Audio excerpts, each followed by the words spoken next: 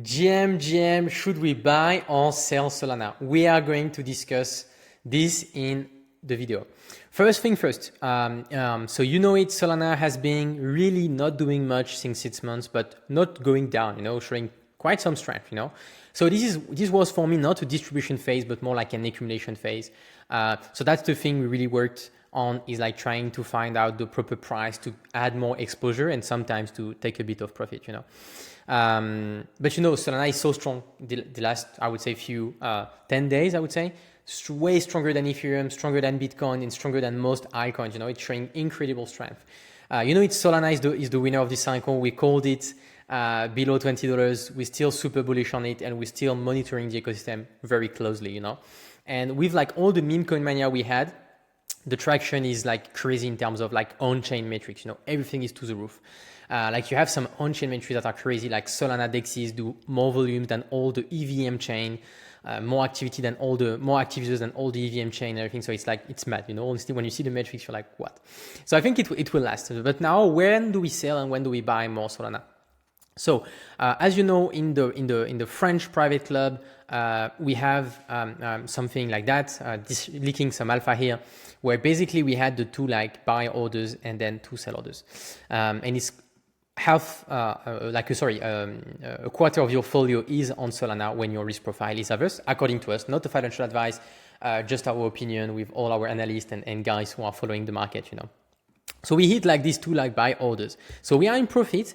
So we were like in the conseil, kind of like saying we want to take profit at 180. So when it's like that, it's not like you have to take profit on 80, it's just to give you an idea. Like if you want to take profit a bit early on, it's up to you, I have a few friends who were like in strong profit on some longs we took, and they are like, okay, I'm taking profit at 170 because I want to play safe, which I totally understand because the market conditions are not optimal at all. So on my side, I don't think it's time to cut the winners, It's always the same thing, people are always like cutting too shortly, too fast the winners and like letting their losers like run forever, And so that's the thing we said, like in the last few weeks, it's time to clean up your portfolio, If you don't do it now, you're gonna really underperform in the coming weeks. So that's the thing.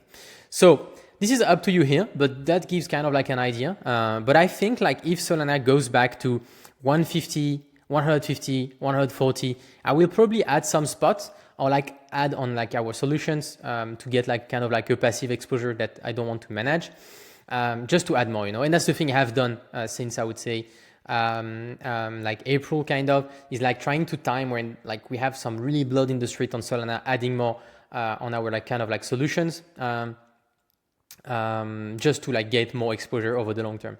And I don't feel I do really want to take profit on my like long-term Solana or like passive exposure now, I'm just waiting for the price to see how is it going, but it goes fast. But on the trading side of things, I'm starting, to reduce a bit my exposure just to get back some dollars or to go back to some meme coins. Also, I've rotated quite a lot of meme on, of Solana on meme coins.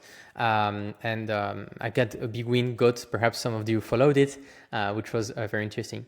So here is my position. So I moved some of my spot back, put it like on perps, just because it was easier to manage and the funding rate was negative. Now they are positive, but before they were negative. So I was doing that.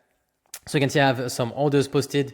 We'll probably remove some. I had like some quite decent sell orders at 175, 176 or 177, sorry, something like around like that. So I have some sell orders, and I will wait a bit more, but definitely looking to reduce my exposure here, and probably taking some profit of this trade, moving to something else, perhaps a bit of meme coin and a bit also like of Solana long-term exposure.